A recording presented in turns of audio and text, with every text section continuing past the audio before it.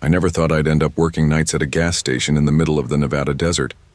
But life has a funny way of putting you exactly where you need, or are forced to be. My name's Daniel Foster, 22, and in the summer of 2011 I found myself behind the counter of Millstone Gas Deli, a lonely pit stop on Route 87 near Harlow. My dad had just lost his warehouse job, my mom was working double shifts as a nurse, and my little brother, Josh, was still in high school. Money wasn't exactly flowing, and college, my dream of studying photography, seemed more like a fantasy than a plan. I'd always been obsessed with cameras. Even now, while wiping the counter or rearranging shelves, I had my old digital camera tucked under the counter, snapping photos of neon signs and passing headlights, trying to capture the quiet beauty of the night. My mom didn't understand, and Dad said I needed to be practical. So here I was, brewing cheap coffee, staring at a cash register that seemed to hate me more than anyone else. Night shifts were lonely, sure, but there was a rhythm to it. I knew when the highway would get a truck rolling past, when the ice machine groaned like it was about to collapse, and when the wind would push tumbleweeds against the doors. Most nights were uneventful, but some nights, you learn that even the quietest places can hide something dangerous. That night, the air was dry and sharp. By 12:30 a.m., the last car had gone down Route 87. I was refilling candy shelves when the register jammed, forcing me to count bills manually. Coffee spilled across my hand, stinging enough to make me mutter every curse I'd learned in high school. I wrapped it in paper towels, massaging the burn, trying to ignore the creeping unease crawling up my spine. And that's when I saw him. He was standing by the pumps, hunched slightly, shirt torn, dark stains across it that looked like blood. I froze for a moment, thinking maybe he needed help. Maybe he was hurt. But then he leaned toward the glass doors, pale face pressed against the window, lips moving silently. He didn't pump gas. He didn't ask for anything. He just stared. I swallowed hard, stepping back behind the counter, whispering to myself, "Stay calm. Just stay calm." I grabbed the phone, trying to stay composed. "Sir, are you injured? Need an ambulance?" I called out. He just chuckled, dragging his gloved fingers along the glass, leaving streaks. That's when I noticed the knife, glinting under the fluorescent light. My heart jumped straight into my throat. I locked the doors and dialed 911. The dispatcher's calm voice was a relief and a frustration at once. The nearest unit was 20 minutes away. 20 minutes in the desert with someone who didn't belong. I tried to steady myself, telling myself it was just a man who needed help, but deep down I knew better. The tapping of the knife against the glass was deliberate. He wasn't asking for help. He was testing me. I moved slowly to the back storage door, checking locks and jiggling handles to make sure everything was secure. My stomach churned as I shoved crates against the door. The lights flickered as a storm moved across the desert, and in that split second of darkness I thought I saw him inside the store, silhouetted in the chip aisle. My breath came fast. I clutched the flashlight like a lifeline. I whispered to myself, "It's just shadows. It's just shadows." The wind rattled the windows, a soft warning, and I realized that even in a place I thought I knew, danger could hide in every corner. My adrenaline surged, my heart hammering, each creak of the building making me flinch. I kept a low profile, moving only when I had to. Every time he disappeared outside, I thought maybe he'd given up. Then he'd reappear, crouching by a window, tapping the blade gently on the glass. That laughter, a high, almost inhuman sound, made my stomach twist. I tried talking to him. "Sir, please just leave. I can't help you if you're hurting yourself." No answer. Just that laughter and the glint of the knife catching the light again. I thought about my family. Mom working double shifts, Josh at home expecting me to send money, my dreams of photography sitting in a drawer, collecting dust. I couldn't get hurt. Not now. Not when they were counting on me. I edged toward the office, hoping he wouldn't notice me, every step deliberate, careful.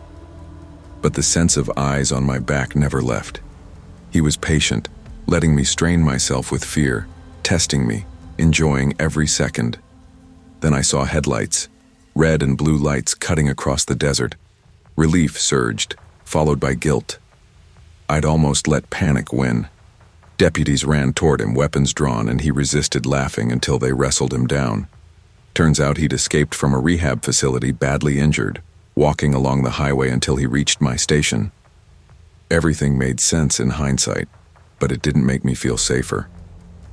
I called my mom at dawn, trembling, trying to explain the chaos. Did your best. But I didn't feel like I had done anything. I just survived. It's okay, Dan, she said. Even weeks later, I double-checked locks, windows, exits every night. The tapping of the knife against the glass haunted me. I realized that life isn't always about what you want. Sometimes it's about surviving what comes at you. I kept my camera with me, capturing the neon glow and quiet beauty. Because even in fear, there's life to document. Danger can be random. Patience is a survival tool. And courage isn't about fighting. It's about enduring and protecting those who depend on you. I went back to school, studying photography part-time, but I never forgot that night. It reminded me that even ordinary jobs, ordinary nights, can teach you extraordinary lessons about resilience, vigilance, and human fragility. Life doesn't always follow a fair path. Courage often isn't about fighting. It's about staying calm, staying vigilant, and surviving for those who depend on you.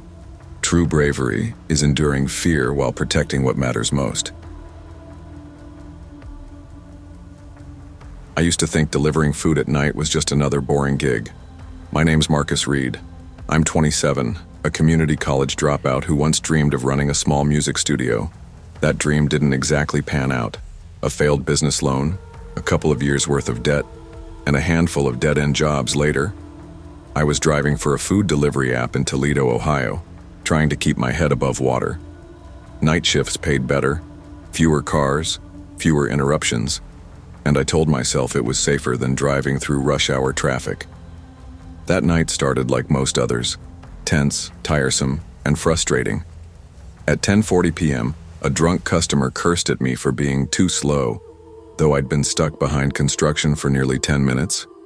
I gritted my teeth, muttered an apology, and kept going. By 11:15, my tire pressure light started flickering. I pulled into a gas station to top off air, my hands greasy from the pump nozzle. I was already tired, shoulders aching, stomach tight from nerves and too much coffee. But I accepted one last order before heading home, telling myself it would be easy. The app pinged a delivery on 4 Sycamore Street, a part of town I barely knew. Driving into the neighborhood, the houses looked like they'd been abandoned for years.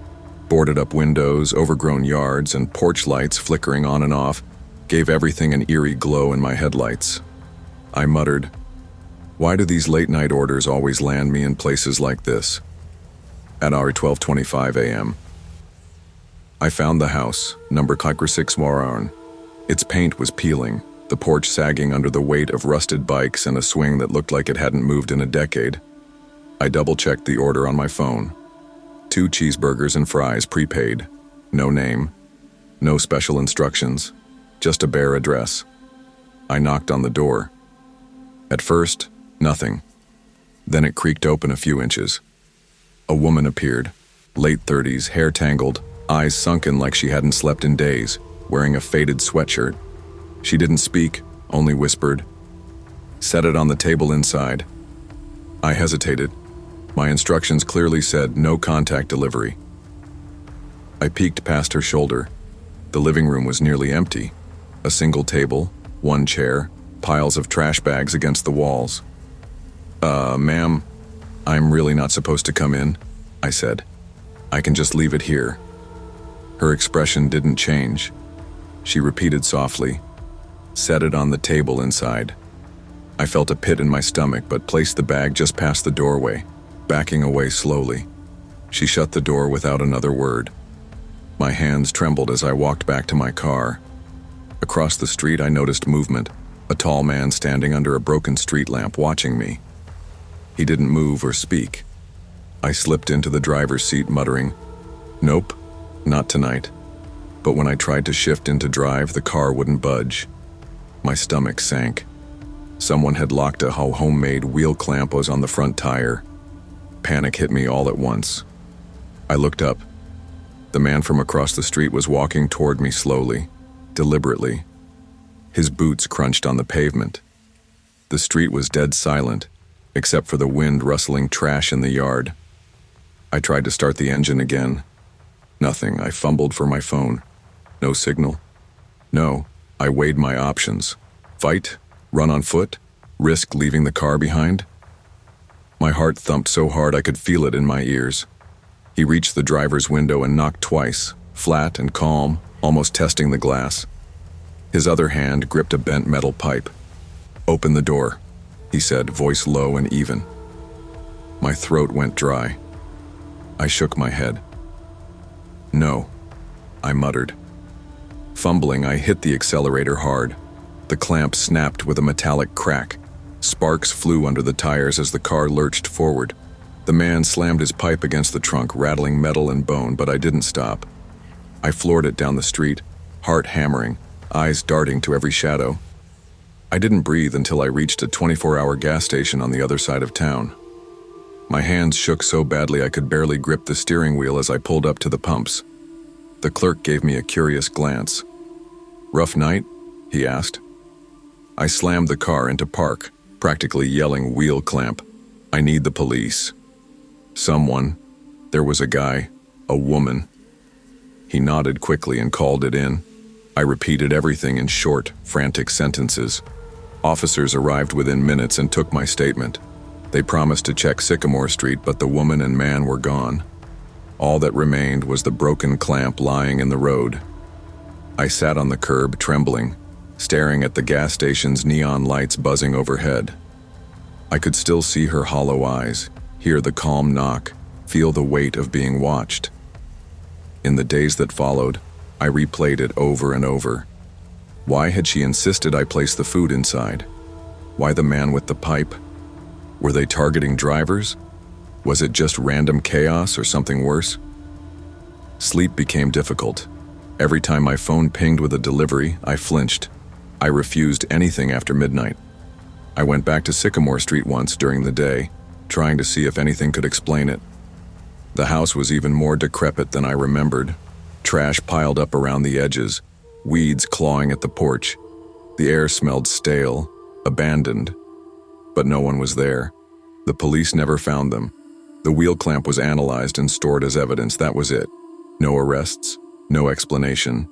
Just a lingering sense of unease, proof that danger sometimes waits quietly until you show up. Weeks later, I was driving during daylight, heading to a regular delivery, and a car swerved too close. My heart leapt into my throat. That memory, the street lamp, the wheel clamp, her hollow stare, hit me like a hammer. I realized I would carry it forever. Sometimes fear comes not from being chased, but from encountering situations you weren't prepared for. Trusting your instincts, setting boundaries, and avoiding unnecessary risk isn't cowardice. It's survival. I never ignored gut feelings again, and I made sure to stick to procedures even if it seemed rude or inconvenient. It wasn't paranoia, it was caution. Life will sometimes put you in situations that seem harmless at first, but instinct and caution are your best allies. Trust your gut, enforce boundaries, and never take unnecessary risks. Survival often depends on awareness, quick thinking, and the courage to say no when something feels wrong. I never planned to return to retail work so soon, but eviction notices don't pause for mental health leaves. My name is Jules Davenport, I'm 33, and after a third inpatient stint over the past 2 years, I took the part-time cashier shift at the Family Dollar on Mayfair Boulevard in Tulsa. I promised myself I was only there for bills, not for healing, not for closure. The store smelled of stale bleach and damp cardboard. Tiles cracked above ceiling lamps that flickered every couple of minutes. Staff moved through aisles like ghosts, avoiding the back restroom near the stockroom. Closed for maintenance, everyone said, ever since a homeless woman died inside last winter. Rumor had it the smell took hours to be noticed. That Sunday was brutal. First of the month crowd at checkout. I hadn't eaten. My anxiety meds made my vision blur. At about 6:45 p.m., I whispered to my manager I needed the restroom. He hesitated. "Use the front one by aisle 3, he said softly. "That one's open again." Opened again? I remembered the rumors, but my stomach twisted. I nodded and walked. Inside, light was dim, as if flickering too, but no hum. The mirror above the sink had a deep crack twisting downward like a fractured vein. The air was unnaturally cold, like it held a memory. I sat in the stall, breathing slow. Soon, a faint scent crept close. Something sweet and sour, perfume mixed with something acidic, nauseating. And then, a girl's voice, soft and ragged, came from the adjacent stall. "I don't feel good," she wheezed. My heart thundered. I stood. The stall next to me had been empty when I entered. I glanced under the partition, no feet. Silence. Then the voice, thinner now. "It's too hot in here." I bolted out. The room was empty, but the mirror was fogged, as if someone had breathed on it from behind, written in fresh streaks.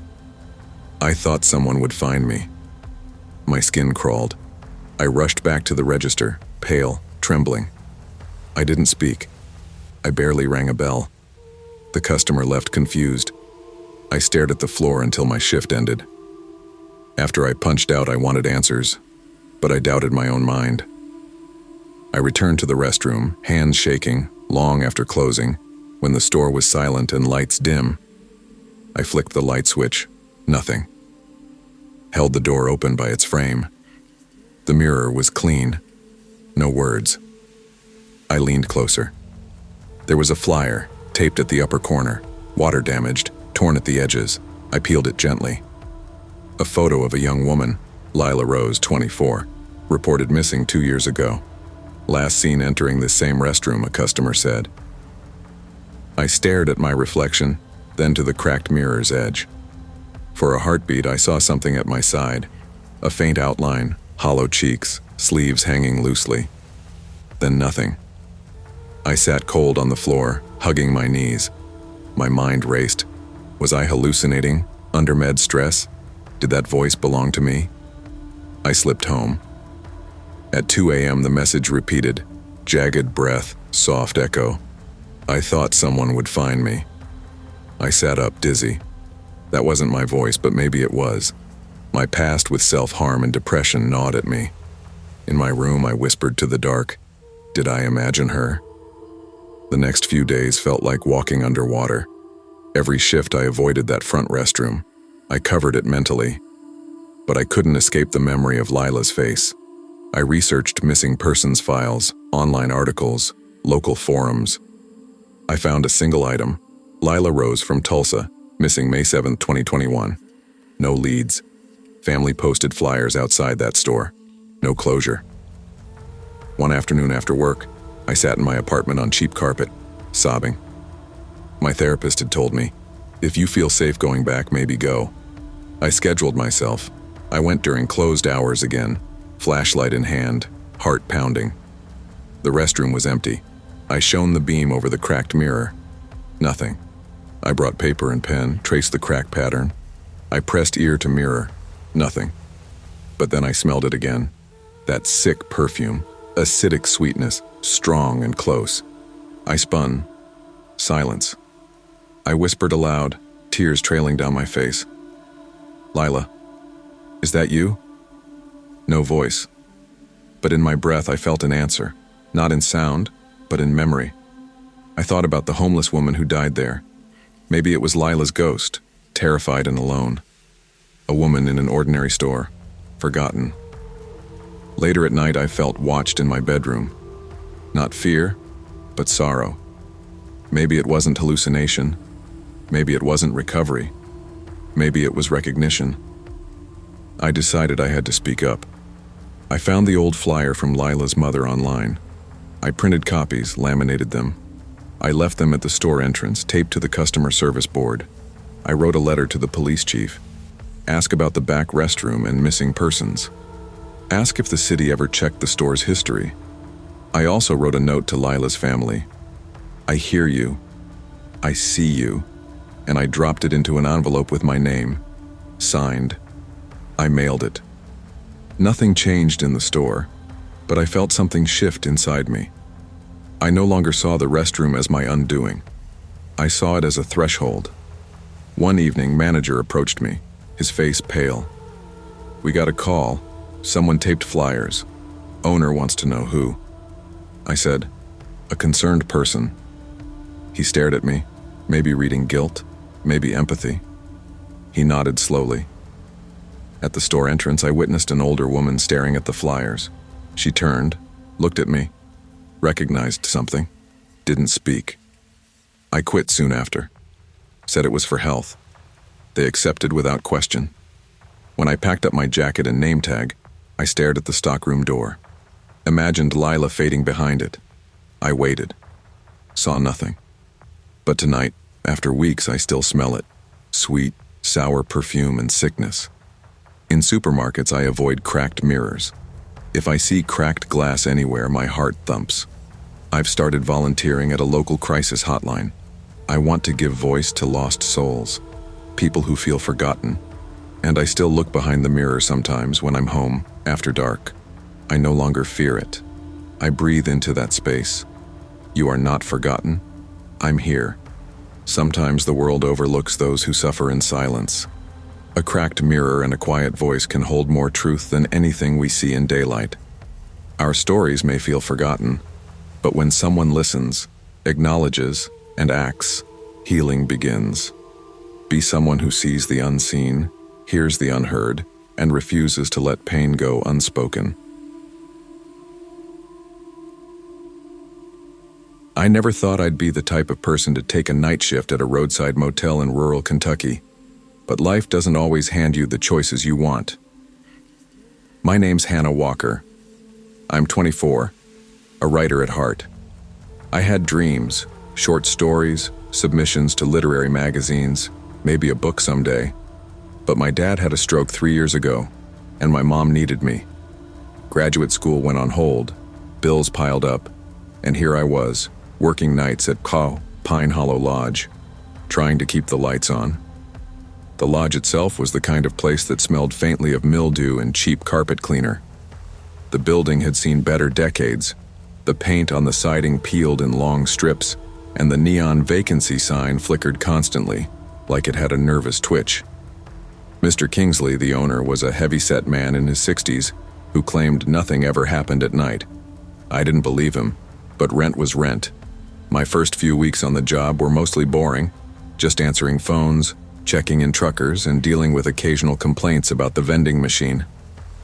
The night I'll never forget started like most others. It was late March 2013, and the wind had picked up after a spring storm. The lobby heater was broken, so I was wrapped in a blanket, shaking slightly as I sipped lukewarm coffee. The soda machine in the corner clanked noisily, and 2 truckers argued over parking fees. I had to call Kingsley at home to get the matter settled. At 12:45 a.m., the door swung open, letting in a cold gust, and a young woman drenched from the rain. She looked frantic, glancing over her shoulder before stepping into the lobby. "Please, do you have any rooms left? Doesn't matter which," she said, voice quivering. I nodded, keeping my tone steady. "We've got vacancies. Do you need help with your bags?" She shook her head, gripping her coat tighter. "No bags, just the room key, please." I handed her the key to room 14. She signed the log, her hands trembling, and then she was gone, disappearing into the rain before I could even ask her name. I remember feeling a twinge of worry, but I shook it off. Strange guests were common enough. The clock ticked on.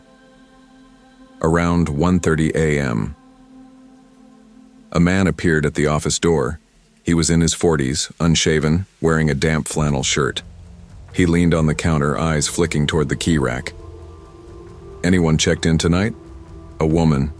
Dark hair? About this tall?" My stomach sank. "I'm sorry, sir. I can't give out guest information." He smirked and tapped his fingers against the counter. "You'll tell me if you know what's good for you." I told him no, and after a few tense moments, he left. My instincts screamed that something was wrong. I locked the office door and called Kingsley. He told me to relax. "Probably just some drunk," he said. But I couldn't shake the feeling that I'd just met trouble. By 2:05 a.m., the phone rang. My heart jumped. The voice on the line was trembling. The woman in room 14. "He's outside. He's been circling. Please, help me." Adrenaline shot through me. I grabbed the master keys and ran through the rain toward room 14, heart hammering. My sweatshirt clung to my skin, soaked from the storm. The door was slightly ajar. My instincts told me to be careful, and I eased inside. The woman pressed herself against the wall, eyes wide. I noticed her shaking uncontrollably, pointing toward the bathroom. I took a deep breath and asked quietly, "Are you okay? What's happening?" Before she could answer, the man from earlier stepped out of the shadows, blocking the doorway. His presence was massive, the kind that makes your throat dry instantly. "This doesn't concern you," he growled.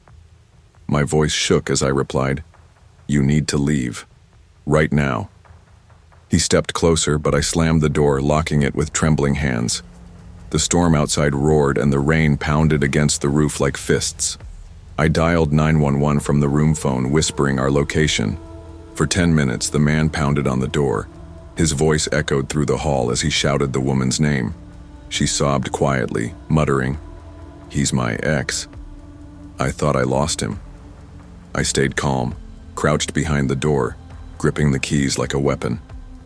My mind raced through every scenario I'd learned in safety training. Don't confront, stay secure, wait for help. I could feel my pulse in my ears, counting the seconds like a heartbeat of terror. Through the storm, headlights pierced the rain. The sound of sirens grew closer.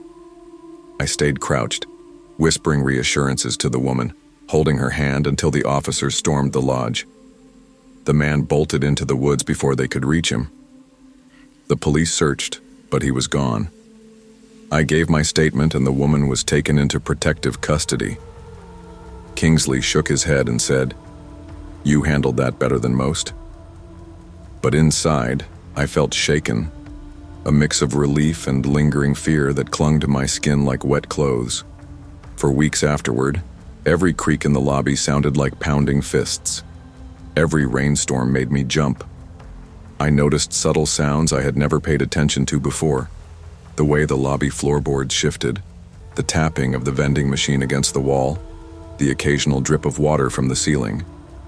Even during normal shifts, I kept my keys close, my flashlight ready, my instincts sharpened. I stopped leaving the office unattended, locked every door, and double-checked security cameras obsessively. The fear had become a teacher, pushing me to respect intuition and vigilance. In the quiet moments, I returned to my notebook. My short stories, once fictional escapes, now reflected tension, awareness, and survival. The line I kept scribbling over and over was simple, but it carried everything I had learned. The storm never ends. Months later, the memory of that night still lingered. Even when the lodge was quiet, even during calm evenings, I could feel the weight of fear in my chest. I understood something vital. Danger doesn't always appear obvious. It can lurk in plain sight, hidden in moments of distraction or assumptions.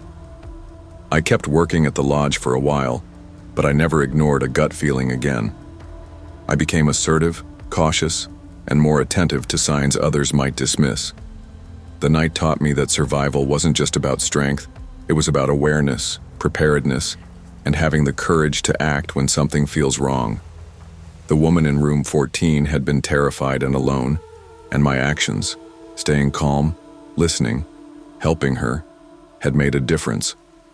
Fear and courage can coexist, and small acts of attentiveness can protect lives in ways we can't always foresee. Life will place us in moments of hidden danger, where instincts and awareness are our most vital tools. Courage isn't just confronting fear, it's listening to your gut, setting boundaries, acting decisively, and looking out for others when they cannot protect themselves. Being alert, prepared, and compassionate can turn a potentially disastrous night into survival and hope. I never thought I'd end up here, staring at the drive-thru speaker at 2:45 a.m., wondering how my life got so complicated. I'm Kayla Monroe, 24, single mom to a 3-year-old whirlwind named Eli, juggling night classes and a job at Burger Barn in Dayton, Ohio. I always joke that the drive-thru is a confessional booth, a place where people spill their guts over fries and soda, but beneath the smiles, I carry a quiet fear.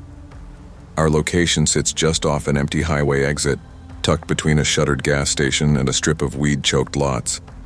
I know the place screams vulnerability.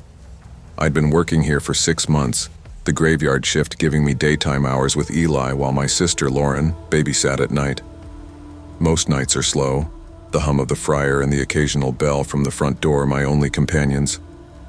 I keep my eyes on the dark parking lot, my heart racing whenever headlights appear. Tonight was slow, almost painfully so, and I was wiping down the counter for the 3rd time when a battered gray sedan eased up to the window. The man behind the wheel looked older than his mid-30s, stubble patchy across his jaw, eyes hidden behind dark shades even though it was midnight. He ordered only a small soda. "You working alone tonight?" His voice rasped, a tone that made my stomach knot. I lied. "No, my manager's in the back counting money." He chuckled softly, like he knew something I didn't. "Smart," he said, and something in the cadence of that word made my skin crawl. I tried to shake it off, chalking it up to nerves. 15 minutes passed, the kind that stretch into eternity, and the same sedan returned. This time there were 2 men inside, one fumbling with a ski mask. My heart jumped. I pulled the sliding window shut, my hands trembling. "Stay calm," I whispered to myself. "Just stay calm." Footsteps hit the pavement outside. I crouched behind the counter as a voice shouted, "The drawer! We know you're alone!" Open the first gunshot hit the window, glass splintering, grazing my shoulder. Pain shot through me, hot and sudden. I scrambled toward the manager's office, fumbling with the lock before collapsing behind the heavy door. My shirt was soaked in blood, but I didn't have time to think. I dialed 911, hands shaking so violently I could barely press the buttons. Footsteps lingered, voices arguing, then silence. When the cops arrived, the men were gone, leaving only shell casings and footprints in the grease-stained lot. My shoulder burned, my heart wouldn't stop hammering, and I realized just how fragile normal life could be. Surgery was a blur of lights, antiseptic, and the constant buzz of nurses. They stitched me up, told me I was lucky. It could have been worse. But lucky felt meaningless when I couldn't drive without flinching, couldn't walk without wincing at phantom footsteps in the dark. I never went back to Burger Barn. Every time I closed my eyes, I could see the man's face, hear the rasp of his voice, feel the cold barrel of fear pressing against my chest. Lauren stayed with me at the hospital, changing bandages, bringing Eli in carefully so he wouldn't scare me. He didn't understand fully, of course. He just wanted Mommy to smile again. But I kept my composure for him. I couldn't let him see the fear that now seemed to live in my bones. Days blurred into weeks. I avoided the exit off the highway, avoided the dark streets where shadows lengthened like fingers ready to grab me. Friends tried to check in, but I couldn't answer without reliving the night. Every night, Eli's soft breathing was a reminder that someone depended on me, that despite my terror, I had to keep moving. The police case went cold. Stolen plates, gloves, masks, they'd left no trace. The sense of justice I'd believed in vanished, replaced by the bitter truth. The world doesn't always protect you, and sometimes people get away with the worst. I tried returning to normal life, night classes, daycare drop-offs, quick shifts at a new fast food place, but fear has a way of sticking. Every sudden noise made me flinch. Every unfamiliar car on the street made my pulse spike. I found myself planning escape routes in my mind just like I had on that night. I met customers, strangers, with a kind of wariness I hadn't known before. I smiled, laughed, nodded, but always measured my words. Trust didn't come easily. I couldn't let anyone get too close. Not because I didn't want friends, but because I couldn't risk another night where someone saw my vulnerability as an invitation. Months passed and I realized I couldn't live in constant fear. I moved cities, took a new job, and slowly let Eli's laughter fill the empty spaces that fear had carved into my life. Therapy helped me talk about what happened, helped me confront the trembling shadows in my mind. I learned to lock doors with confidence, to keep my head up when walking alone at night, to prepare without letting paranoia rule me.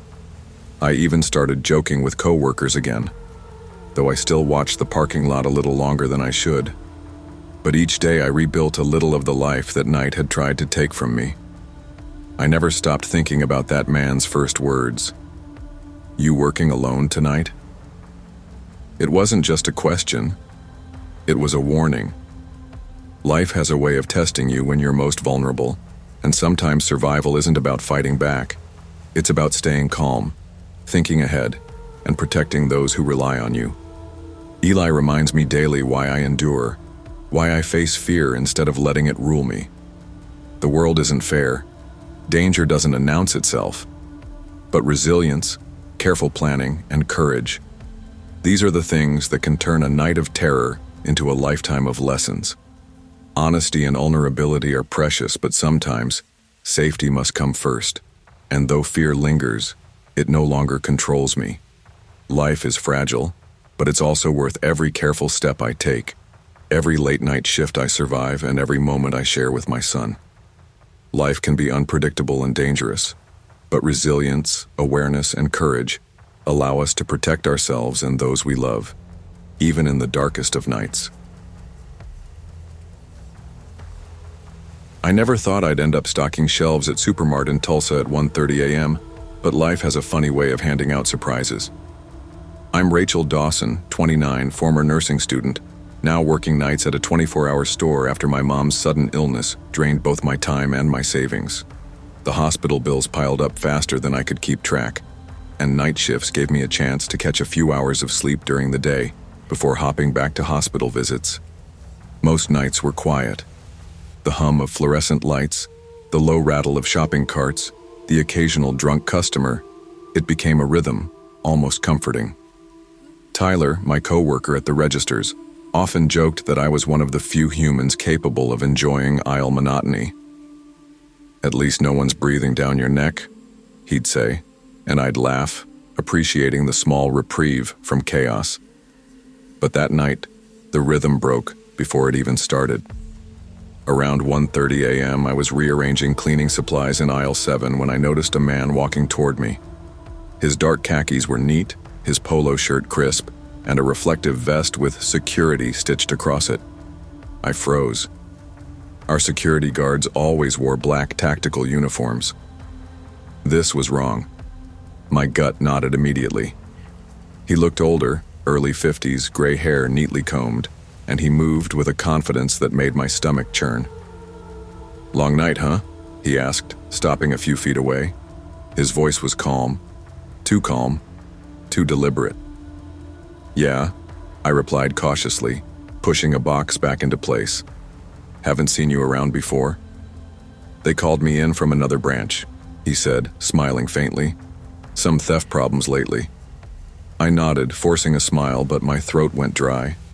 Something about the way he positioned himself, always just a little too close, always blocking my path, made me uneasy. I wanted to ask for ID, as I'd been trained, but alone in the aisle, hesitation froze me. Tyler's voice crackled over the intercom, asking me to bring some stock up front. Relief washed over me, and I wheeled the cart toward the front. When I glanced back, he was still there, frozen smile intact, eyes tracking me like a predator studying prey. At the checkout, I quietly warned Tyler. "That guy's not wearing our uniform. Don't let him corner you." His face paled. Together we watched, alternating glances toward the man. He drifted through the store, circling back toward the exit, lingering near the toy aisle for nearly 10 minutes, pretending to read price tags, but his gaze never left us. I felt a knot tightening in my chest. This wasn't a random act. It wasn't a coincidence. My heart pounded against my ribs, adrenaline pushing me to make a decision. I couldn't confront him alone. I walked quickly to customer service, where the night manager, Paul, was counting receipts. "Paul," I whispered, keeping my voice low. "There's a man claiming he's security. He doesn't have a badge and he's making us uncomfortable." Paul frowned, picking up the phone to call the real contracted security office. The response sent chills down my spine. No one had been sent. Paul's eyes widened as he turned to me. "Stay put. I'll handle this." When he approached the man, he was gone. Surveillance caught him slipping out into the parking lot, pacing near a row of cars as if waiting for something, or someone. By the time the police arrived, he'd vanished into the darkness. The days that followed were a blur of paranoia and hyper-awareness. I parked under the brightest light, checked my surroundings twice before leaving, and carried pepper spray even on short trips to the store. Shadows became more than just the absence of light. They became threats lurking just out of reach. Even with Tyler and Paul around, I felt alone. The idea that someone could wear authority like a costume. I'd get close without detection, linger unnoticed. It haunted me. Every reflective vest triggered my pulse to spike. Every stranger moving with purpose made me flinch. I tried returning to normal life, but my nerves betrayed me. Night classes became exercises in constant vigilance. Hospital visits felt tense as I scanned parking lots for shadowed figures, and sleep never came easily. The world had shown me that danger could disguise itself in trust, and I couldn't ignore it. Months passed and I realized I had two choices: let fear dominate my life or take steps to reclaim control. I started carrying a flashlight in my purse, rehearsing scenarios in my mind, and even took self-defense classes. Knowledge became my armor. I learned to read body language, to trust instincts, and to never let anyone position themselves in a way that made me vulnerable. Each precaution wasn't paranoia, it was preparation. I even started mentoring a few new night shift employees, teaching them how to recognize warning signs, how to protect themselves, and how to act without panicking. The night that man walked into the store wasn't just a scare, it was a wake-up call. Life has a way of testing boundaries, showing how easily trust can be manipulated. But it also taught me that fear, while natural, doesn't have to control decisions. Awareness, preparation, and courage can make a difference. Even now, years later, when I hear the hum of a store at night or the soft click of a cart on tiles, I remember that night. I remember the reflection in his eyes, the way he moved like he owned the place. But I also remember my response, my instinct to protect myself, and the steps I took to reclaim safety. Life isn't fair. People will deceive. Danger will appear when least expected. But resilience, vigilance, and courage allow us to navigate the dark, protect ourselves, and come out stronger on the other side. Danger can hide behind authority or disguise, but awareness, preparation, and courage empower us to face threats and protect ourselves without surrendering to fear. I never thought I'd spend my spring nights pushing boxes down Megamart aisles, headphones in one ear, trying to memorize chemistry formulas during short breaks. I'm Samantha Clark, 20, a college freshman, and at the time, my dad had just been laid off from his factory job.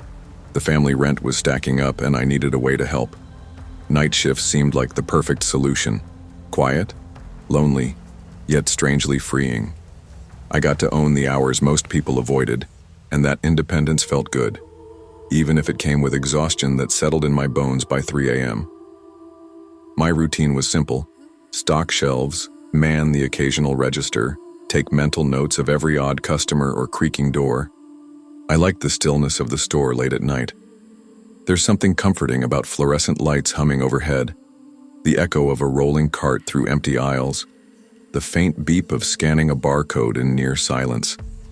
It's the kind of work that gives you time to think and observe without distractions, and for me, it was almost meditative. Until April 2nd, 2012. It was around 2:10 a.m., chilly even with the heaters running. I was pushing a cart of cereal boxes down aisle 9 when I noticed a woman standing near the glass doors at the front of the store. She wasn't shopping. She didn't even move. Her frizzy hair was pulled back in a loose bun, and she wore a faded denim jacket that looked like it had seen better decades.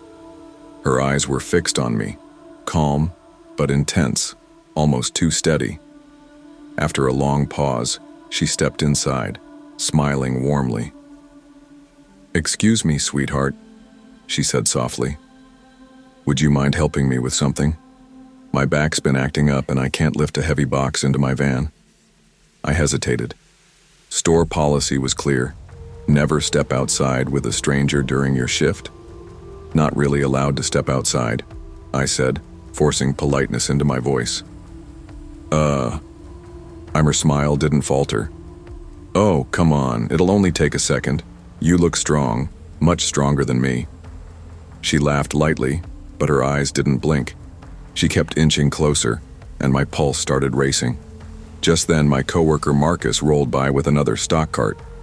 He must have noticed something in my posture because he called out, "Sam, manager needs you in back, now." Relief washed over me. I grabbed the excuse and walked off quickly, heart hammering, chest tight. Later, I peeked through the store's front windows. The woman was gone from inside, but now stood beside a dark van parked under a flickering light. The side door was slightly open and something shifted inside. A shadow crouched like it was waiting for me. I ran to the night manager, explaining everything in a trembling voice, asking for help with boxes. "I don't trust her. There's a woman outside." He immediately locked the doors, which made me feel a fraction safer, and called the local police. By the time officers arrived, the van was gone, and the woman had vanished. The responding officer gave me a serious look. "We've had multiple reports of a woman fitting that description loitering outside late-night stores," he said. "She always asks employees or customers for help with boxes. Keep your doors locked and your distance and call if you see her again." I went home shaking, replaying her smile in my mind. It seemed so harmless, so friendly. But now I realized how close I had come to putting myself in danger. The following weeks were tense. I started parking as close to the entrance as possible. My phone was my lifeline. I called my dad every night after my shift, asking him to talk me through walking to my car. I refused to carry anything unnecessary in my hands while leaving the store, keeping keys and pepper spray in my pocket. Every time the store was quiet, my eyes darted toward the glass doors. Every car or pedestrian made me flinch. I couldn't shake the image of that van door slightly ajar, waiting. It had changed the way I saw the night. Even familiar, mundane spaces could harbor hidden dangers. I took a self-defense class, mostly for peace of mind. The training taught me how to stay aware of exits, maintain personal space, and act quickly if threatened. Each precaution wasn't paranoia, it was empowerment. I also began talking to new employees, warning them to never leave the store with strangers, to trust instincts, and to call for backup if unsure. The more I prepared, the more confident I felt. I wasn't living in constant fear anymore. I was taking control. Yet the memory of her calm smile and the open van door never left me. It served as a reminder. Danger can disguise itself in politeness. The woman didn't threaten with shouts or weapons. She asked politely, tested boundaries, and relied on the assumption that someone like me would comply. I realized that threats aren't always loud. They can be quiet, patient, and hidden in plain sight. Even now, whenever I work late, my eyes scan entrances, my hands stay ready, and my steps are deliberate. It's not fear, it's awareness. Life isn't always fair, and danger doesn't announce itself. But preparation, intuition, and courage allow you to navigate even the quietest threats safely. Danger doesn't always yell. It sometimes asks politely. Trust your instincts, set boundaries, and protect yourself even when threats appear gentle or familiar. I never thought I'd end up working nights at a roadside motel. My name is Rachel Monroe, 26, and in November 2014, I found myself manning the front desk at Silverleaf Inn along Highway 41 outside Macon, Georgia. Life didn't go the way I imagined. I had spent my 20s sketching old buildings, dreaming of moving to Savannah for art school, but my mom's sudden illness forced me to stay home. Between medical bills and helping my younger sister, I had no choice but to take whatever work I could find. Silverleaf Inn wasn't glamorous. The carpet smelled of mildew, the walls were scuffed, and the neon sign outside flickered like it was gasping for life. The ice machine leaked constantly, and the water in the vending machine was always warm. Most nights were quiet, too quiet, but the silence brought a creeping unease, especially when I was alone. To cope, I often sketched the lobby while sipping bitter coffee, doodling cracks in the tile or peeling wallpaper, imagining a world outside this fluorescent prison. On this particular night, the weather was against me. Cold rain pounded the glass doors and made the streetlights outside shimmer in long streaks. The night had already been exhausting. A group of construction workers arguing about room keys, a guest shouting because the soda machine charged him twice, and the flickering lobby light that kept plunging parts of the office into shadows. My hands shook as I gripped the coffee mug like it was a lifeline. I tried to tell myself it was just another night. But there was something about the storm, about the deserted highway, that made the air feel heavy. It wasn't long before the first strange thing happened. Around 1:15 a.m., a man walked in. He was tall, wiry, with a gray coat soaked from the rain, and there was something in his posture that made me uneasy. He didn't greet me, he just asked sharply, "Is anyone staying in room 9 tonight?"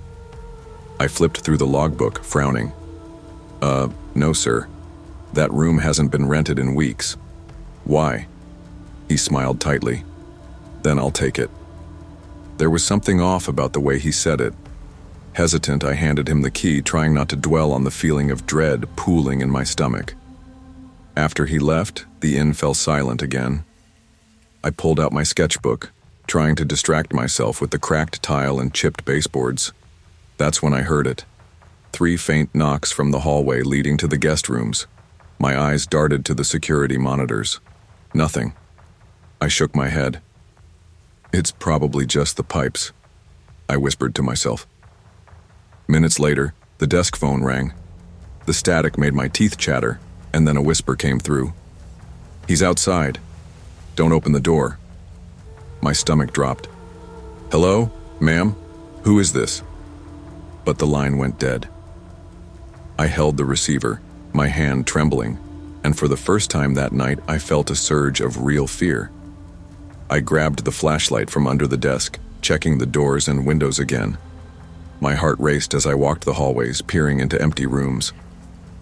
Room 9 was closed, but something about the air felt heavier there. The rain outside pounded harder, and shadows seemed to stretch longer than they should.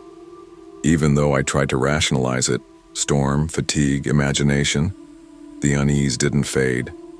I kept thinking about that voice on the phone. Who could it have been? And how did they know about room 9? By 2:30 a.m., I was pacing the hall again when I froze. Room 9's door stood wide open. The gray coat was draped across the bed, but the man was nowhere inside. I felt panic curl in my chest. From the parking lot, I glimpsed a barefoot woman in a nightgown walking toward the trees beyond the lot. I shouted, "Respond." She vanished into the shadows. "Ma'am, hey, you can't be out there, it's freezing." She didn't. I ran back to the office, fumbling with the phone, but there was no service. The lobby line was dead. My mind raced. Was the man watching me? Had the woman been real, or a trick of my eyes in the rain? I checked the monitors obsessively. Then around 3 a.m. I saw him, the man from room 9, standing at the tree line staring at the lobby cameras. His posture was unnervingly still, his eyes fixed on me. My breath hitched. I thought of the storm, the isolation, and how small and vulnerable I felt. I didn't sleep until dawn, pacing the lobby, clutching my flashlight. When the sun finally crept over the pines, I bolted outside. Room 9 was empty, No coat, no man, no trace. The barefoot woman, gone. Everything seemed normal, yet I knew it hadn't been. Later, I dug into old Motel archives and learned the history of Room 9. In 1987, a young woman was last seen walking barefoot into those woods after renting it. Guests over the years had described a man asking for the room, always the same description. A chill ran through me. Even years later, I could remember the whisper, "He's outside." I quit that job within days, but the memory never left me. I realized the motel wasn't just a building. It was a container for fear, secrets, and shadows from the past. The world outside might seem quiet, safe, and ordinary, but sometimes danger and mystery lurk in the places you least expect. I kept sketching, of course. My notebooks were filled with drawings of hallways, trees, shadows, and broken tile. Art became my refuge. But every time I heard a faint knock or saw a figure in the dark, I remembered that night and the lesson it taught me. Vigilance is survival, and intuition is often the only thing standing between safety and peril. Life is unpredictable, and danger can appear when you least expect it. Trust your instincts, respect your boundaries, and never ignore the quiet warnings around you. Sometimes, paying attention to small signs can be the difference between safety and harm. I never imagined that my first real taste of adult responsibility would be scrubbing floors at 2 a.m. in a cavernous supermarket. My name is Olivia Hayes. I was 19, a freshman at Springfield University, and I had always dreamed of acting on stage, not cleaning restroom mirrors under flickering fluorescent lights. But life has a way of throwing you off the script. My father had lost his trucking job, my mom was already working 2 part-time shifts, and rent wasn't going to pay itself. I needed money, and PriceSmart Supercenter offered the only night shift I could get. From the very first night, I felt swallowed by the size of the store. Endless aisles of frozen foods, shelves stacked high with cans, and the low hum of refrigeration units that never seemed to turn off. Most nights it was quiet, almost painfully so, but the silence brought a strange kind of anxiety. Every squeak of a cart, every metal door rattling from the wind outside, made me jump. And I was alone after closing, tasked with cleaning, stocking, and monitoring security cameras. That January night started like any other. The winter wind rattled the metal doors, and the heat barely worked inside. By 12:45 a.m., I had already handled a particularly grumpy customer who cursed at me for expired coupons, and a teenager who had smashed a soda bottle on the floor just to get attention. My legs ached, and I could feel the chill creeping in through my jacket, but I told myself it was just part of the grind. "Keep it together, Olivia. Just a few more hours," I muttered under my breath. I finished scrubbing the restroom mirrors and noticed that one of the doors jammed halfway open. I shoved it with all my strength, muttering, "Great. One more thing broken in this place." My hands were wet, my jacket damp from the heat and my own sweat. Even though I laughed at my frustration, there was a prickling unease I couldn't shake. Something about the emptiness of the store that night made the fluorescent lights feel dimmer, the aisles longer and the shadows deeper. I moved toward the frozen food section, checking inventory and restocking shelves. The hum of freezers echoed like a low, steady whisper. I thought I heard something behind me, a scraping sound of shoes against tile, but when I turned, the aisle was empty. I shrugged, shaking my head. "Probably just the floor settling," I whispered. Still, a knot of tension tightened in my chest. By 2:10 a.m., I noticed that Aaron, my coworker, hadn't been seen in nearly an hour. He was supposed to be restocking dairy, but the aisle was empty. His jacket still hung on the break room chair. "Aaron," I called, my voice reverberating through the empty store. Silence. I walked toward the registers to call the manager's office. The landline buzzed with static, and my cell phone had barely 1 bar. Enough to see the clock, not enough to make a call. I leaned against the counter, trying to calm myself, when I heard it.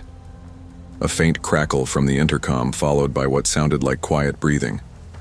My heart thumped in my chest and I froze. "Hello?" I whispered. Nothing.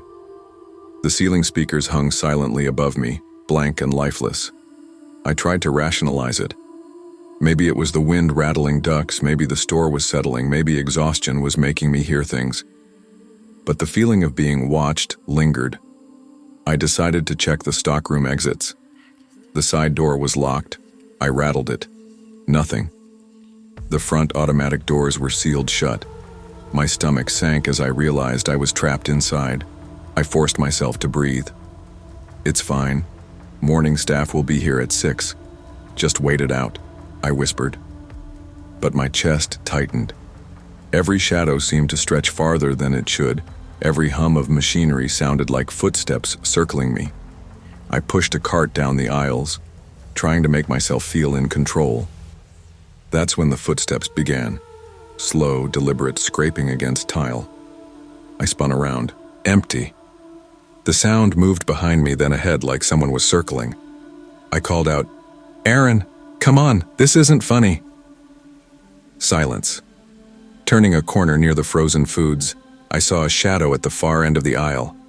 Motionless for a moment, it flickered, then disappeared. My pulse quickened. I grabbed a heavy mop handle, clutching it like a weapon. "Stay calm, just stay calm," I whispered. The shadow was everywhere and nowhere at once. By 3:05 a.m., I hid in the break room, locking the door. The phone lines were still dead. I checked the security monitors, grainy black and white images of empty aisles, until one camera showed movement, a figure standing near the registers. I leaned closer. "Please, just be Aaron," I whispered. The figure turned. Its face was blurred, smeared like static. I curled into a corner, gripping the mop handle. Time stretched, each minute an eternity. I imagined every horror story I had ever heard about stores and night shifts, trying to convince myself it wasn't real. Still, the feeling of eyes on me wouldn't fade. When morning staff arrived at 6:02 a.m., the doors opened normally. No one else was in the building. Aaron had clocked out at 12:30 a.m. without telling me. Every aisle was empty, pristine. I quit a week later. Even now, years later, every time I step into a grocery store, I feel a chill, a weight on my shoulders. Shadows seem longer, corners darker, and sometimes I swear I hear footsteps when no one is around. That night taught me something about fear, responsibility, and awareness. It's not just the physical dangers that get you. It's the mind playing tricks, the isolation, and ignoring your instincts. Life can trap you in unexpected situations, and fear often comes when you feel powerless. Always trust your instincts, stay aware of your surroundings, and take responsibility for your safety. Awareness and calm thinking are the most important tools when facing uncertainty or isolation. They tell you a road trip heals things, that driving long stretches of highway clears your mind, lets grief settle into the cracks. I believed that, or maybe I needed to.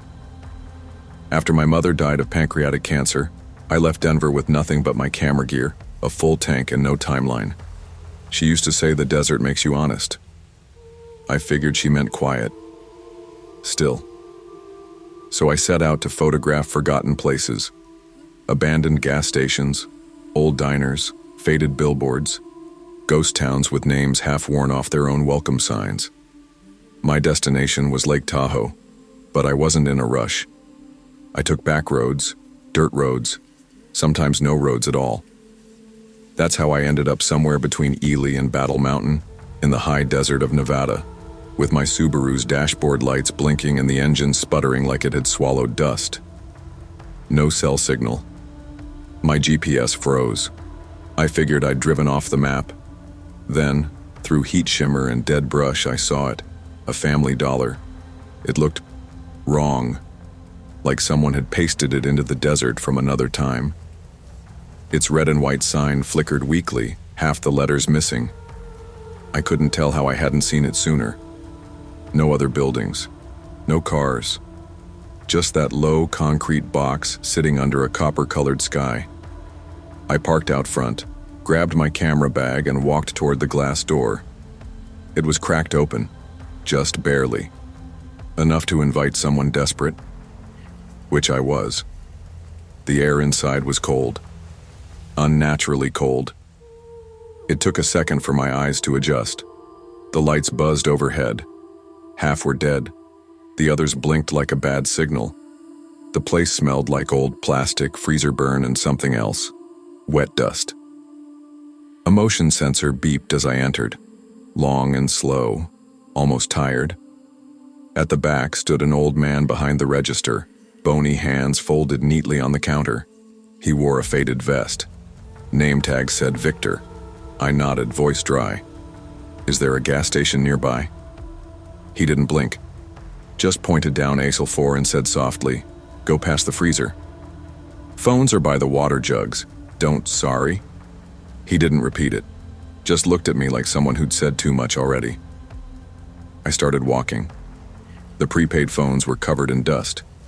Most were the old flip kind, scratched, dead, cracked. One still had a price sticker curling off. I picked it up, turned it over, and saw the blood. Not much.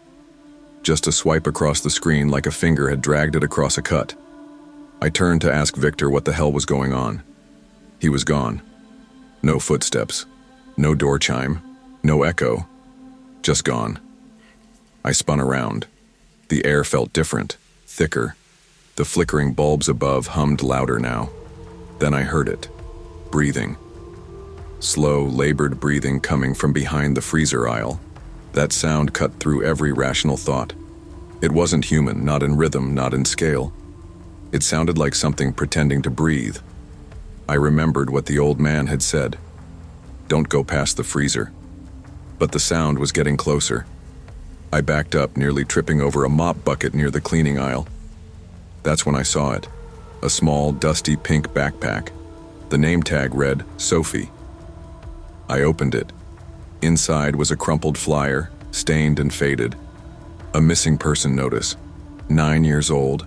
Last seen in Eureka. The date on the flyer was 2015. I stared at it, tried to breathe. Then I heard the freezer door creak, and I ran. The front door was locked. From the outside, I pulled, slammed my shoulder against it. Nothing. No one out there. The desert was empty. I was alone. My fingers shook. I yanked out my phone. No signal. The screen flickered and died. I hit it with my palm as if that would help. It didn't. I sprinted through the aisles toward the back office, shouting for Victor. No answer. When I reached the door, I found it rusted shut. I rammed it with my foot 3 times before it gave way. The hinges screamed. Inside, it smelled like mildew and metal. A rotary phone sat on a desk, unplugged. Filing cabinets lined the wall, old-school ones with handwritten tabs. I opened the top drawer. Inside were folders, each with a name written in red ink. First names. All children. All ended the same. Disappeared. No follow-up. The second drawer was the same, names and dates going back decades. One read, Sophie M., 2015. I staggered back, tripped over a cord. My camera fell from my shoulder. Then I heard a voice, a child's whisper from behind the wall. Don't go past the freezer. The lights flickered, then died completely. I found a wrench under the counter. Took me 10 minutes to pry open the back exit. The metal door creaked louder than thunder. I slipped out into the alley behind the store. The air outside felt wrong too. Dead wind. Desert silence. I didn't look back. I ran through the dirt, toward the vague promise of a road. My legs burned. The sun had long since dipped. Only twilight glowed behind the hills. I didn't stop until my knees gave. I waited there for what felt like hours. Then headlights. A county sheriff's cruiser pulled over. A man in his 50s stepped out, asked if I was okay. I must have looked like hell. There's a store back there. Family Dollar. Something's... I stammered. He raised a hand. There ain't no store there, son. That building's been boarded up since 2016, burned out. Gas leak. 3 people died. Place is condemned. No, I was just inside. He gave me a long look, the kind people give when they think you've been in the sun too long. You sure you didn't fall asleep out here? I have photos, I said, fumbling for my camera. But when I pulled up the gallery, every shot was corrupted, static, blurs, nothing usable, except one, the last, a figure standing behind the freezer glass, staring. They took me to the station in Eureka, gave me water, asked questions I couldn't answer right. I told them what I saw, what I heard, showed them the photo. They didn't know what to do with it. Could be a reflection, one officer said. Could be a prank. They didn't write a report. I drove out the next morning, didn't stop until I hit Reno, didn't sleep that night either. I called a friend, told him part of it. He didn't say much, just listened. A few days later, I looked up missing children in Nevada. Sophie M. was real, 9 years old, last seen at a Family Dollar in Eureka. Her case had no updates, cold for 6 years. I didn't go back, but the photo still sits in my archive, untouched. I don't show it to people. Not anymore. Somewhere in that desert, behind that broken building, something waits. I don't know what. I only know I was never supposed to see it. Some places aren't on any map for a reason.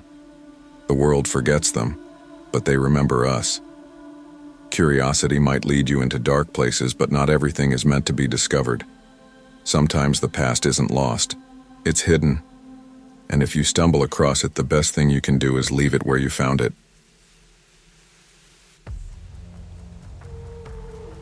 I'm Vanessa Reed, 26, juggling student loans, a failed engagement, and the day-to-day grind of working the overnight shift. I had once dreamed of becoming an art teacher, painting and sketching in a classroom full of eager students, but financial realities had other plans. Now I spent my nights folding shirts, arranging dresses, and organizing racks from 10 p.m. to 6 a.m. Most nights were quiet, almost peaceful. I hummed to myself, swapped small talk with the few coworkers who rotated shifts, and found a strange rhythm in the aisles. The hum of fluorescent lights, the soft squeak of shoes on polished floors, and the occasional beep from the checkout scanners became my background music. I liked the independence, the sense that I owned the store while the rest of the world slept. That night it was cold enough to see my breath in the break room. I had just finished organizing the women's section when I noticed a tall man entering the store around 1:30 a.m. His baseball cap was pulled low and a thick winter coat covered most of his frame. Normally I wouldn't have given it a second thought. Late-night shoppers often looked strange or eccentric, but something about him made me uneasy. He moved slowly, pretending to browse, yet somehow appeared in every aisle I moved to. When I offered my usual greeting, "Need help finding something?" he responded with a wide smile, unsettling in its intensity. "No, just looking. But I think I found something interesting." His eyes lingered on me longer than polite customer behavior should allow. I forced a polite smile and walked toward the kids' clothing section. Minutes later, I realized he had followed me. "Do you live nearby? I don't usually see you here during the day," he asked. I laughed nervously. "Customers. I work nights. Store policy says I can't discuss personal stuff with..." He tilted his head, eyes sharp. "You're careful. I like that." My stomach sank. Something about that sentence felt more like a warning than a compliment. I needed to find safety, fast. I hurried toward the stockroom, where my coworker Leah was unpacking boxes. I whispered, "There's a guy out there. He keeps following me. Won't stop smiling." Leah peeked through the crack in the door and stiffened. "Electronics for an hour before you noticed. Creepy as hell." "That guy. He's been circling," we informed the night manager, who said he'd keep an eye on the cameras. Relief was fleeting. Returning to the floor, I saw him waiting near the changing rooms. He leaned in, his voice low. "You shouldn't ignore me. I could walk you home." My heart raced. Every instinct screamed that this was dangerous. I backed away slowly, pretending to radio for assistance. The man finally moved toward the exit. But instead of leaving, he lingered in the parking lot under a flickering light. For over 15 minutes he stood there, hands buried deep in his pockets, eyes tracking the doors. Police were called, but by the time they arrived, he had vanished. The description matched reports from other night shift employees at nearby stores. I couldn't stop thinking about him. Every noise in the parking lot made me jump. Every shadow seemed alive. I began leaving the store in groups, gripping my keys tightly, scanning the lot before even unlocking my car. The routine became ritual. Every trip outside was rehearsed in my mind. Every possible threat accounted for, yet my fear lingered. I took a self-defense class and learned to trust my instincts more than anyone else's reassurances. I stayed aware of exits, avoided isolated areas, and kept my phone ready at all times. The empowerment was subtle but real. I wasn't paralyzed by fear anymore. I had tools, strategies, and awareness. I even shared these lessons with new employees, emphasizing the importance of boundaries, preparation, and listening to that inner voice when something felt off. Knowledge became my armor against someone who relied on subtle intimidation rather than outright violence. Danger doesn't always announce itself with shouting or threats. Sometimes, it wears a calm smile, moves quietly, and tests boundaries. What terrifies isn't always the obvious. Sometimes it's the one who watches patiently, waiting for a mistake. Years later, I still avoid working nights. Every time I walk into a quiet store after hours, I scan entrances, I note exits, I trust my gut. Life isn't fair, and threats aren't always visible. But awareness, preparation, and courage allow you to navigate even the quietest, most subtle dangers. The scariest dangers aren't always loud. They sometimes wear a smile. Trust your instincts, stay alert, and never let politeness override safety. I never liked grocery shopping after dark. Something about the fluorescent lights buzzing overhead, the half-empty parking lots, and the strange stillness of big box stores at night always put me on edge. But nursing doesn't come with predictable hours, and by the time I got off my Wednesday shift at St. Mary's, it was already past 8. I was bone-tired, still in my scrubs, hair knotted into a bun that had lost its battle with gravity hours ago. All I wanted was a hot shower and sleep. But marriage, as I'd come to learn in just 7 months, had its own demands. Ethan had been on my case for weeks about not cooking, about how I chose the hospital over him. He wasn't wrong that I'd been absent. 12-hour shifts swallow you whole. By the time I walked through our door, I barely had energy to microwave leftovers, let alone chop onions and stir sauces. Still, I hated the guilt trips, the digs about how marriage wasn't supposed to feel like living with a roommate. So I stopped at Target. It was January in Phoenix, colder than usual, and the lot was quiet. A couple of cars sat abandoned on the far side, one with a flat tire, another dusted in what looked like months of grime. The neon Target sign buzzed faintly, and I remember thinking the store looked tired, almost haunted. Inside, the greeter gave me a nod without a word. The place was too empty, the soundtrack of corporate pop echoing faintly off the polished floors. I grabbed a basket and made my way toward frozen foods, telling myself I'd grab some pizzas, a few microwave meals, maybe something I could toss into a skillet and call it dinner. The hum of the freezers drowned out everything else. I've stood in ICUs where machines beeped nonstop, but that sound, low, steady, electric, felt heavier somehow. I opened the glass door, frost biting my hand, and reached for a pizza when I noticed her. In the reflection, 2 doors down, stood a woman. Old-fashioned gray coat, straight posture, face pale and unreadable. She wasn't shopping. She wasn't moving. She was staring at me. I snapped my head around. The aisle was empty. Only a cart sat nearby, half filled with random things. A box of cereal, 2 jars of pickles, and 3 identical frozen turkeys stacked like bricks. I frowned, glancing back at the freezer door. The reflection had already shifted to just me, my tired eyes, my messy bun. I laughed under my breath. "Get it together, Melissa. You're just tired." But the cart, It bothered me. I tried to shake it off. I had seen strange things before, especially after long shifts. Nurses joke about hallucinating call lights, swearing we see a patient's room lit up when it isn't.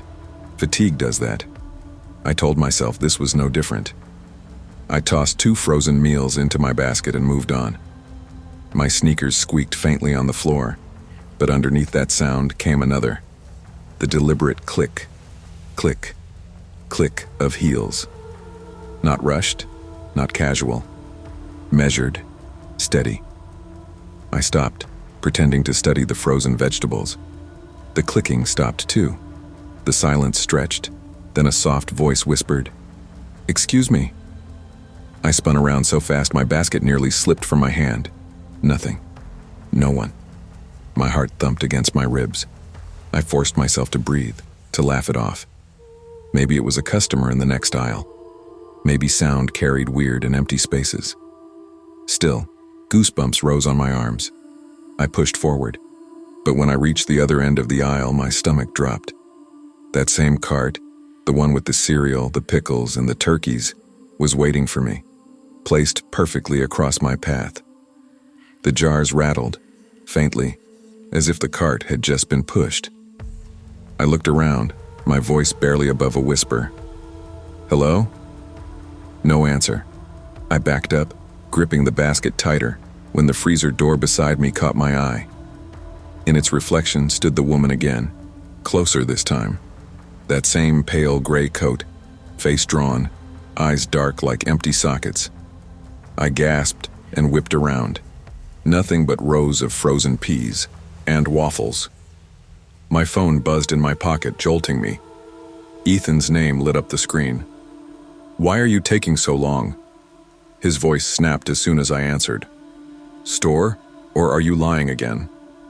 "Are you even at the?" I stared at the freezer door, my reflection pale, shaking. "Not now, Ethan," I whispered, then hung up. But when I glanced back at the glass, my reflection was smiling. Wide, crooked, and I wasn't. The basket slipped from my hand, frozen pizzas and plastic trays skidding across the linoleum. My knees felt weak, and I bent quickly to grab the items, desperate for something normal to focus on. But when I lifted my head, I saw her again, in the reflection, standing directly behind me, her hand stretched toward my shoulder. I spun, hard in my throat. The aisle was empty. My breaths came shallow and fast. I shoved the groceries back into the basket, fingers shaking. This wasn't fatigue. This wasn't stress. Something was here with me. I bolted toward the end of the aisle, nearly colliding with a young employee restocking sodas. "Ma'am, are you okay?" he asked, eyes wide. "I'm fine," I lied, my voice tight. I didn't slow down. I made for the self-checkout, tossing my groceries onto the scanner like they were on fire. The machine beeped cheerfully, oblivious to the dread clawing at me. My eyes darted to the black and white monitor above, the one showing customers at each register. My stomach flipped. On the screen, I wasn't alone. The woman in the gray coat stood inches behind me, her face close enough to breathe down my neck. I screamed, dropping everything. People turned, startled. A mother covered her kid's ears. But when I looked up again, she was gone. I fled the store without my groceries, without looking back. And I swear on everything, that as the automatic doors closed behind me, I heard her voice one last time whispering right at my ear. "Don't leave me here." By the time I reached my car, my hands were trembling so badly I could barely get the key into the ignition. The night air was sharp, colder than it had any right to be in Phoenix. My breath fogged the windshield as I sat there gripping the steering wheel, staring at the automatic doors of Target. People walked in and out casually, mothers with carts, teenagers with snacks, an older man in a baseball cap. None of them looked haunted. None of them screamed. And yet I felt like I had just run out of a burning building, lungs full of smoke. I turned the key and peeled out of the lot, headlights bouncing off the cracked asphalt. Halfway home, my phone buzzed again. "Ethan." I didn't want to answer, but my hands moved on their own. "Where are you now?" he snapped before I could speak, Driving home, I said, my voice barely above a whisper. You didn't buy anything? I hesitated, trying to steady my breath. When I get home. Something happened. At the store. I'll tell you. He sighed, long and annoyed. You don't want to cook? Just say it. Melissa, I'm tired of excuses. You always have some story. If his words stung more than I wanted to admit. I wanted to yell, to tell him I had just seen something I couldn't explain, but I didn't have the strength. Instead, I drove the rest of the way in silence, knuckles white against the wheel. When I walked into our apartment, the place smelled faintly of beer and leftover pizza. Ethan sat on the couch, scrolling his phone. He barely looked up. You're pale, he muttered. Night shifts. You sure you weren't just imagining things? You work too many, I know what I saw, I said, sharper than I meant to. He laughed. So what? Some ghost in the freezer aisle? Do you hear yourself? I wanted to argue, but the truth was, I did sound crazy. And yet, even as I kicked off my shoes and sank onto the couch, I couldn't shake the feeling of eyes on me, like she had followed me home. Later that night, I went to grab ice from the freezer. The door creaked open, the light flickering. And there, faintly, in the chrome reflection of the ice tray, I saw her again. Pale face, dark eyes, watching. I slammed the door shut, my heart in my throat. This wasn't over. Days turned into weeks, but the feeling never left me. Every time I opened the freezer at home, I half expected her face to be waiting. Sometimes I thought I saw the faint outline of her coat in the reflection. Other times I swore I heard that soft, whispered voice. Don't leave me here. Ethan grew more impatient. He told me to stop acting crazy, that maybe I should take fewer shifts or see someone.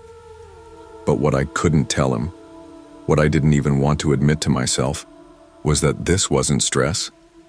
Stress doesn't follow you home. Stress doesn't smile at you through your own reflection. One night, after another long shift, I sat alone at our kitchen table. The hum of the refrigerator filled the room. I stared at the freezer door, my own reflection faint in the white surface, and I asked out loud, "Who are you?" Silence. Just the buzz of the fridge motor. Then, faintly, almost like a sigh, I was left here. I froze, skin crawling. I wanted to run, but something in her voice. It wasn't anger. It wasn't malice. It was sorrow. That night I couldn't sleep. I kept thinking about that cart, the jars of pickles, the 3 frozen turkeys, about how she appeared only in reflections, about the emptiness in her eyes. I'll never know her story. Maybe no one will. But I can't shake the thought that some people die in lonely places, aisles of grocery stores, parking lots, motels, and they stay there desperate not to be forgotten. I don't shop alone at night anymore, and whenever I pass the freezer aisle in a store, I keep my eyes down. But even now, years later, when I open my freezer at home, I sometimes catch her waiting. Not always, just enough to remind me. She's still there. Not all ghosts are made of malice. Some are born of loneliness, of lives cut short in places no one remembers. But the living, people like me, have a responsibility too. We can't dismiss our fears, can't drown them in work or pretend they're in our heads just because others don't believe us. What I learned that winter night is simple. Listen to yourself, trust your instincts, and never assume the quiet, ordinary places in life are as safe as they seem. I'm Lucas Bennett, 27, a community college dropout trying to keep my younger sister fed and out of trouble.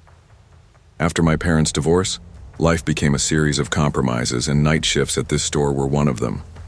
Mechanic school had been my dream once, but dreams don't pay the bills, and my rusty pickup sure as hell didn't fix itself. The aisles at night are quiet, almost eerily so. Fluorescent lights hum overhead, and the soft clatter of shopping carts echoes like ghosts wandering between shelves. I joke with friends that Dollar Depot after midnight feels more like a ghost town than a store. It's mostly empty, just me and the occasional customer wandering in, staring at cheap household goods like they're treasures. It was a Thursday around 12:40 a.m. when the door chime rang, breaking the monotony. An older man shuffled in, gray hair thinning, trench coat brushing the floor. His hazel eyes never seemed to blink, and his slow, deliberate steps echoed unnaturally in the empty aisles. He carried a pack of batteries and a can of soup. When I rang him up, he leaned close, whispering, steady, rehearsed almost like he had said it 100 times before. "There is a devil all the time." His voice was... I forced a chuckle, unsure how to respond. Yeah, this place gets its fair share of weirdos." He didn't smile. He placed exact change on the counter, tapped it twice, and walked out without another word. That phrase stuck with me. All night I kept replaying it, half laughing at myself for being spooked by a stranger's nonsense. I tried shrugging it off, telling myself it was just one of those odd moments you forget after closing. But something about the way he said it, the calm, deliberate tone, set my nerves on edge. By Sunday, I thought I had dismissed the man entirely. I stayed on night shifts, sticking to routines, checking the parking lot, making sure doors were locked. Around 2:15 a.m., the bell rang again, jolting me. 2 masked men stormed in, one waving a pistol.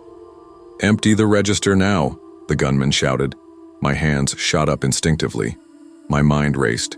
Eli, my sister, my life, all flashed in an instant. I took a cautious step backward, heart hammering, and tried to stay calm. But before I could reach the till, a car outside honked or screeched. I don't even remember exactly. And the gunman panicked, firing a shot into the ceiling. Chaos erupted, but in a surreal way, everything slowed. They ran, bolted past me into the parking lot, diving into a white panel van waiting like a ghost among the shadows. I stumbled behind the counter, dialing 911, voice shaking as I tried to explain what had just happened. When police later reviewed the footage, my stomach sank. The driver of the van, the one who coordinated the escape, the one calmly sitting behind the wheel, was the same gray-haired man from Thursday. Same trench coat, same steady eyes. The phrase he whispered in my ear suddenly made sense, in the most terrifying way. It wasn't nonsense. It was a warning. For weeks after, I couldn't shake the feeling that someone was always watching. I walked the aisles carefully, never leaving any corner unchecked. Even during daytime shifts, the store felt different, haunted by memories, shadows, and the echo of, "There is a devil all the time." I refused to work alone. Every night I insisted on a second employee. I never left the store without checking the parking lot multiple times, and every door was double locked.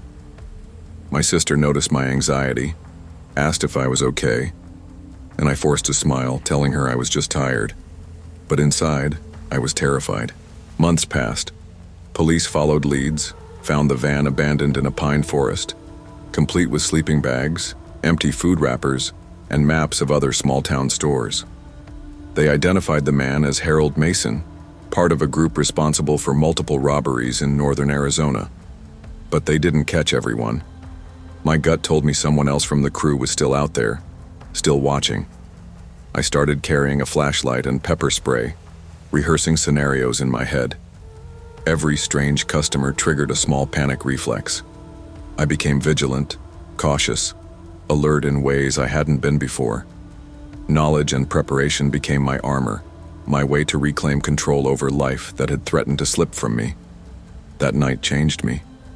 It taught me that danger can arrive quietly, that a calm voice and steady eyes can hide intent as deadly as any weapon. I learned to trust my instincts, to act without hesitation, and to always prioritize safety over pride or routine. Even now, years later, the echo of Harold Mason's whisper lingers in my mind. I keep doors locked, lights bright, and eyes open. Life isn't fair. Threats appear when least expected. But awareness, vigilance, and preparedness empower us to face those threats without surrendering to fear. Danger often hides in plain sight, and intuition, preparation, and vigilance are essential for navigating a world where appearances can deceive and safety is never guaranteed. I never expected that working nights at a roadside diner could feel like stepping into a ghost story. But that's exactly what it was like on the stretch of I-84 in eastern Oregon. I'm Hannah Cooper, 23, a college student trying to scrape together enough money to pay tuition. I had taken the night shift at a small diner miles from any real town because it offered flexible hours and the promise of steady tips. Most of the day, it served truckers, travelers, and the occasional lonely local. But after midnight, the place felt abandoned. Like the hum of neon lights and the occasional rumble of passing semis were the only life in sight. The diner itself was old, formica tables scratched from decades of use, vinyl booths cracked at the seams, a jukebox that seemed more ornamental than functional. I shrugged off the weird little things at first. Lights flickered in the kitchen.